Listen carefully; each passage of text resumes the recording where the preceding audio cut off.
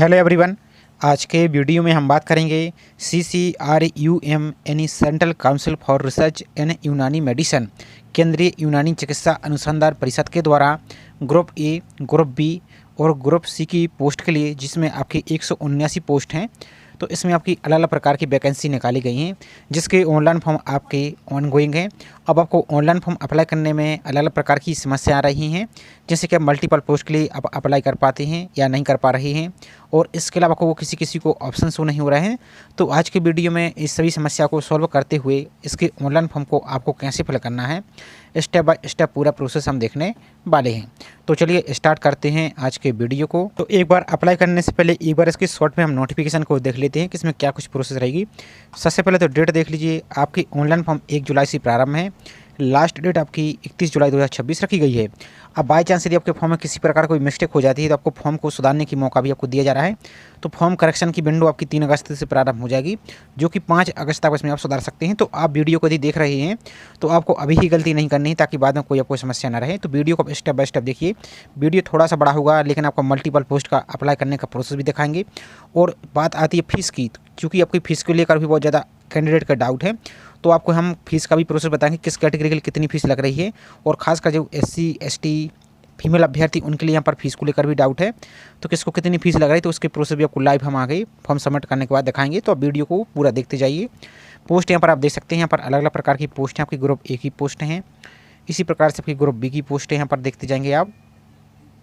तो यहाँ पर देखिए आपकी ग्रुप B की पोस्ट यहाँ पर आपकी निकाली गई है, जैसे असिस्टेंट रिसर्च ऑफिसर, जिसमें आप MSc और इसकी आपकी क्वालिफिकेशन को एक बार देखते जाना है।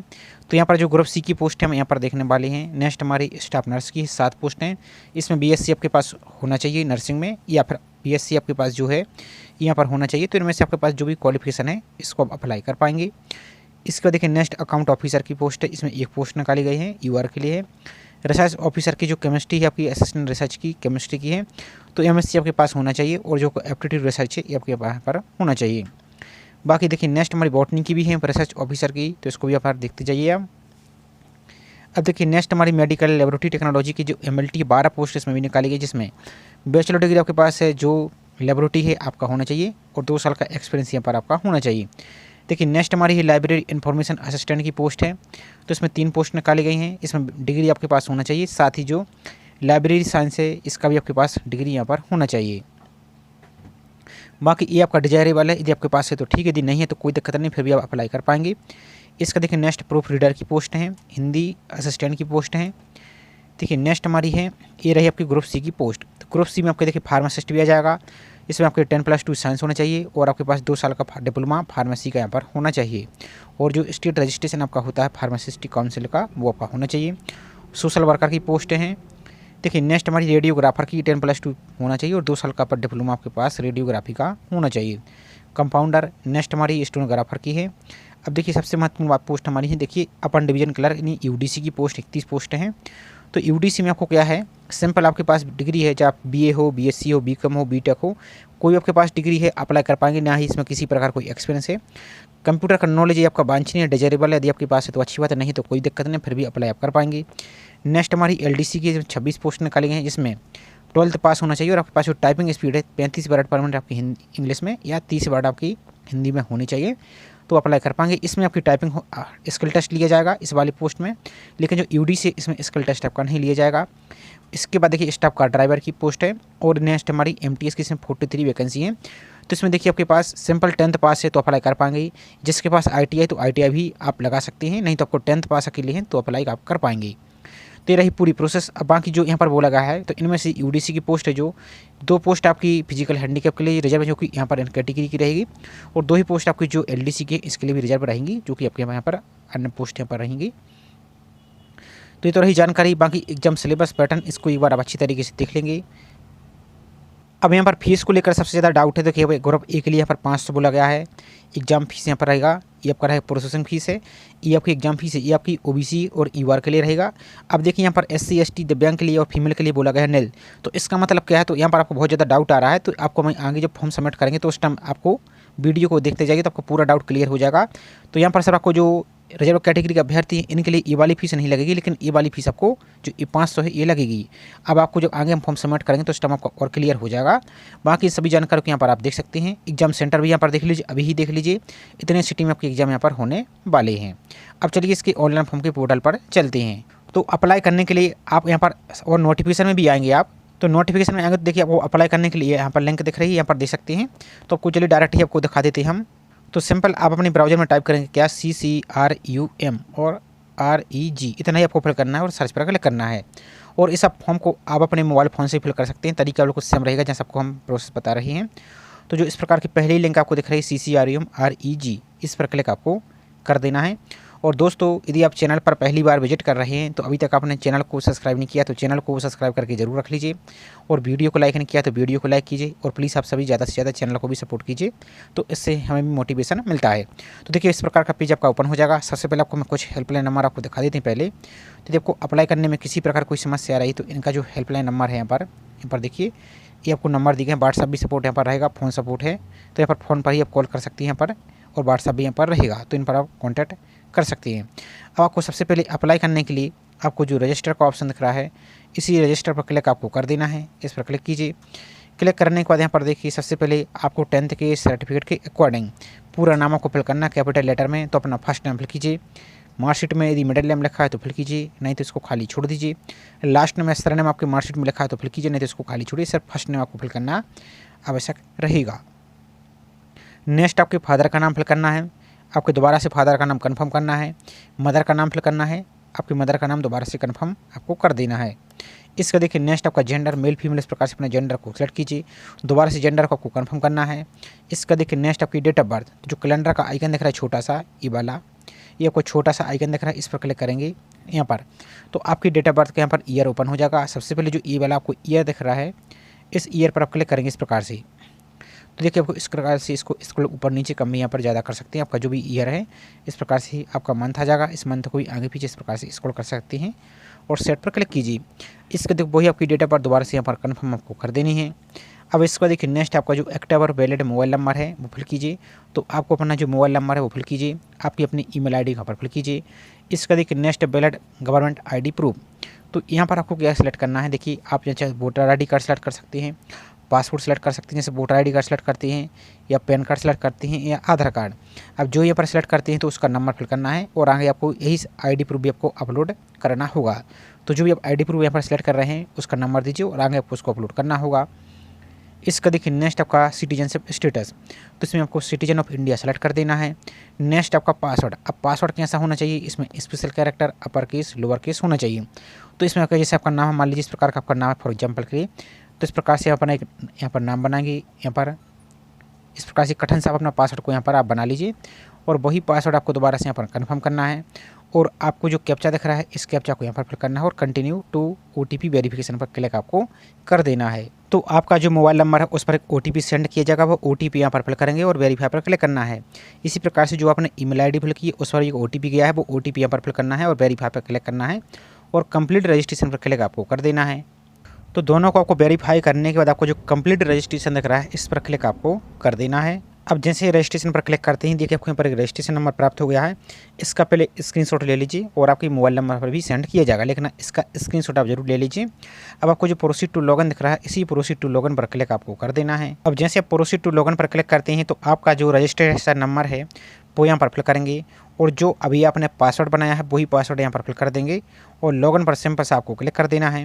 अब जैसे लॉगिन पर क्लिक करते हैं और मान लीजिए आप अपना पासवर्ड भूल चुके हैं और रजिस्ट्रेशन नंबर भी भूल चुके हैं तो इस पर क्लिक करके अपना रजिस्ट्रेशन नंबर को फाइंड कर लीजिए और सेकंड वाले पर क्लिक करके अपना पासवर्ड को भी यहाँ पर आप फाइंड कर सकते हैं। तो चलिए इसको लॉगिन करके हम नेक्स्ट प्रोसेस आपको दिखा देते हैं।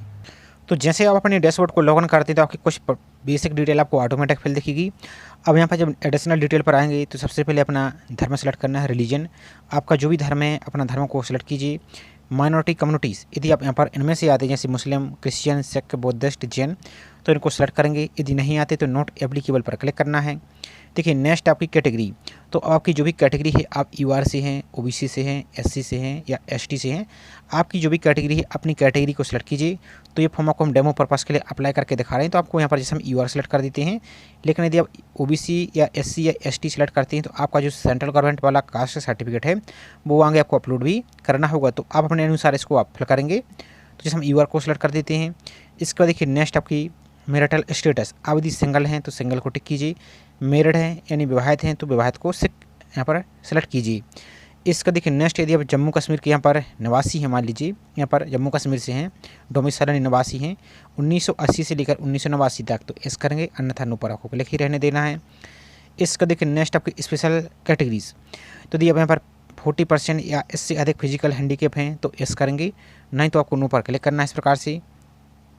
अब जैसे आप यहाँ पर एस करते हैं तो यहाँ पर देखिए आपको डिसेबिलिटी का टाइप सेलेक्ट करना होगा, किस प्रकार की यहाँ पर आपको डिसेबिलिटी यहाँ पर है, देख सकते हैं यहाँ पर, और कितने % आपको यहाँ पर डिसेबिलिटी है वो अपना परसेंटेज को यहाँ पर आप फिल करेंगे। इसका देखिए नेक्स्ट, यदि आपको यहाँ पर डिफिकल्टी है, आपको राइटिंग में लिखने में कोई समस्या है तो यस करेंगे, अन्यथा नो पर क्लिक करेंगे। यदि आपको स्क्राइब की आवश्यकता है तो यस करेंगे, अन्यथा नो पर क्लिक करेंगे। यदि यहाँ पर आपको टाइम एक्स्ट्रा चाहिए आपको यहाँ पर, तो यहाँ पर यस करेंगे, अन्यथा नो पर क्लिक करेंगे। और यदि आप डिसेबल नहीं है तो डायरेक्ट आपको नो पर क्लिक कर देना है इस प्रकार से। यदि आप एक्स सर्विसमैन हैं, आर्मड फोर्सेस में आपने वर्क किया है तो यस करेंगे, अन्यथा नो पर क्लिक करना है। यदि आप स्पोर्ट पर्सन है तो यस करेंगे, अन्यथा नो पर क्लिक आपको कर देना है। अब जैसे अब यदि स्पोर्ट पर्सन में एस करते हैं तो यहाँ पर स्पोर्ट का नाम फिल करना होगा, किस लेवल पर आपने पार्टिसिपेट किया है, इंटरनेशनल, नेशनल, स्टेट या यूनिवर्सिटी या डिस्ट्रिक्ट लेवल पर, और ईयर आपका अचीवमेंट, ये सब कुछ आपको फिल करना होगा। और यदि नहीं तो डायरेक्ट आपको नो पर क्लिक करना है। इसका देखिए नेक्स्ट है, यदि आप सेंट्रल गवर्नमेंट के सिविलियन एम्प्लॉय हैं तो यस करेंगे, नहीं तो नो पर आपको क्लिक कर देना है। इसके देखो जो सेवन नेक्स्ट दिख रहा है, इसी सेवन नेक्स्ट पर क्लिक आपको कर देना है। इसके बाद देखिए नेक्स्ट आपकी एड्रेस, तो यहाँ पर देखिए परमानेंट एड्रेस का वो लगा है नहीं, स्थायी पता, तो सब अपना house number, flat number, street line, सब कुछ आपको यहाँ इसी एड्रेस में फिल करना है। यहाँ पर अपने विलेज का नाम फिल करेंगे, ये ऑप्शनल है, फिल कर दीजिए। आपके पोस्ट ऑफिस का नाम फिल करना है, आपके सिटी का नाम, डिस्ट्रिक्ट का नाम, आपका एरिया का पिन कोड क्या है वो फिल कीजिए। आपका जो भी स्टेट या यूटी है वो अपना स्टेट को यहाँ पर सेलेक्ट करेंगे। यहाँ पर कंट्री में आपको इंडिया सेलेक्ट कर देना है।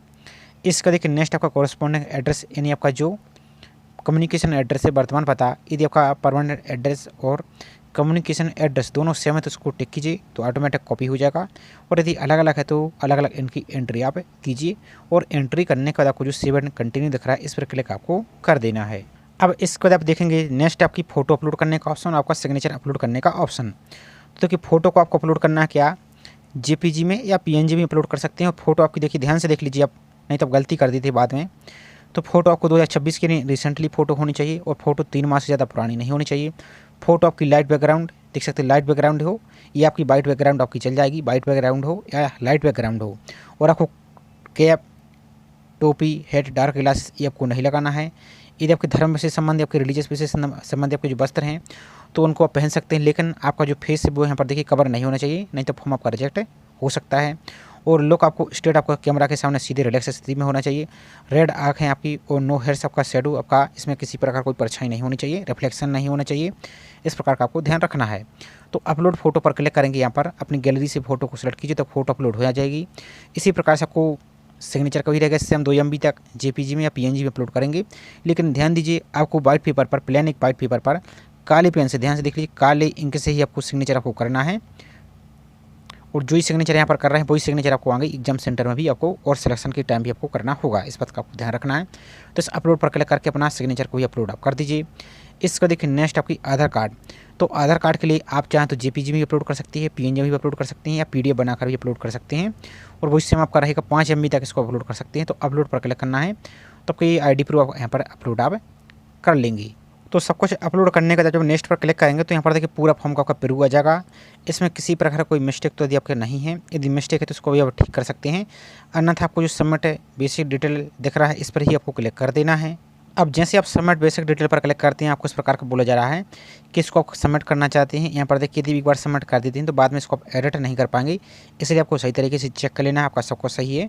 यदि कुछ मिस्टेक है तो गो बैक पर क्लिक करके इसको सुधार लीजिए, अन्यथा आपको एस और सबमिट पर क्लिक आपको कर देना है। तो एस सबमिट पर क्लिक कीजिए आप। तो जैसे ही लोग यहाँ पर आते हैं तो आपको इस प्रकार का डैशबोर्ड दिखेगा। अब यहाँ पर देखिए ग्रुप ए की वैकेंसी दिख रही है, ग्रुप बी की वैकेंसी दिख रही है, ग्रुप सी की वैकेंसी आपको टैब दिख रहा है। तो ग्रुप ए पे देखिए आपको 2 प्रकार की वैकेंसी यहाँ पर दिख रही हैं, रिसर्च ऑफिसर की, पैथोलॉजी और आपकी जो फिजियोलॉजी है और ग्रुप बी पर आप जैसे क्लिक करते हैं यहाँ पर देखिए 10 प्रकार की यहाँ पर भी वैकेंसी आपको देखने को मिल रही है।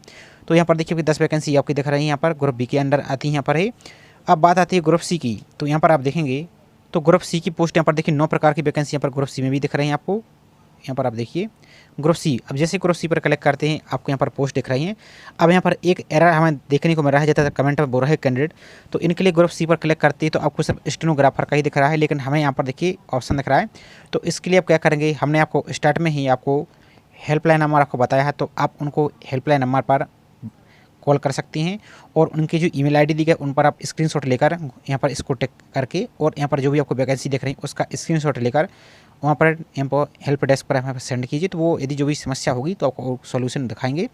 तो जिस भी पोस्ट के लिए आपको अप्लाई करना उस पोस्ट को यहाँ पर आप सेलेक्ट करेंगे। तो यहाँ पर देखिए हम जैसे तो सभी प्रकार के यहाँ पर पोस्ट देखने को मिल जाएगी, जैसे यहाँ पर यूडीसी है आपका है, इसी प्रकार से एलडीसी का है, आपका स्टाफ का ड्राइवर का है। और जिस भी पोस्ट के लिए आपको अप्लाई करना है उसके सामने जो अप्लाई का ऑप्शन दिख रहा है उसी अप्लाई पर आप क्लिक कर देंगे।